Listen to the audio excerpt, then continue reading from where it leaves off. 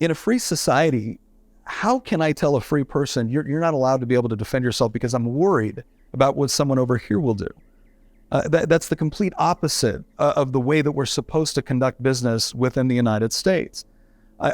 My primary job is to protect your individual liberties, to protect your property rights, provided that you don't infringe on the rights of liberties of someone else.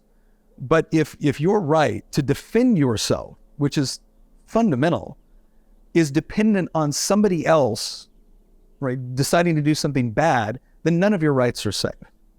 And so we call it gun rights, but really what it is your right to self-defense.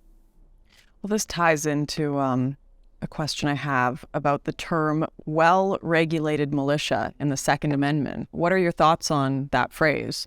So it's interesting.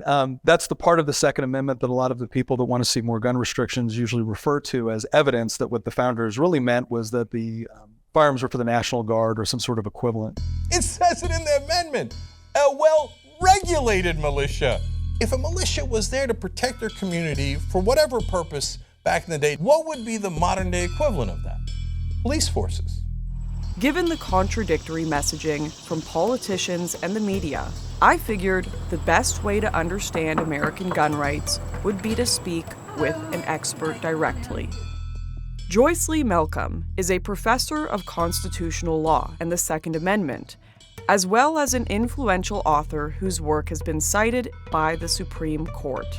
Does the Second Amendment only apply to those in militia service? What is the limit?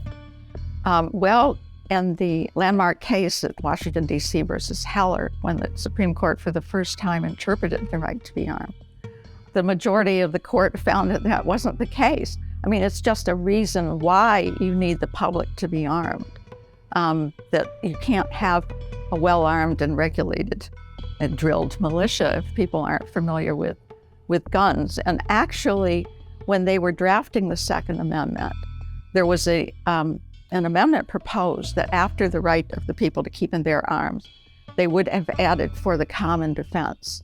If they'd approved that, it would have been that your right was confined to just the public necessity.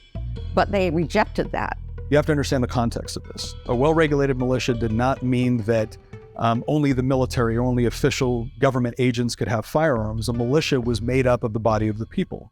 It's important to understand that the founders, and I represent James Madison's district in the Virginia House of Delegates, were actually very skeptical of standing armies because they had seen them as a tool for the government to oppress its own people.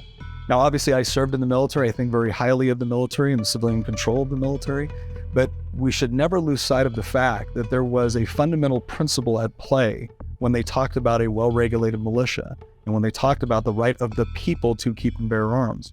It was the understanding that there was two obligations there: free people being able to protect themselves and free people being able to protect a free state. And individual gun ownership was necessary for both of those obligations.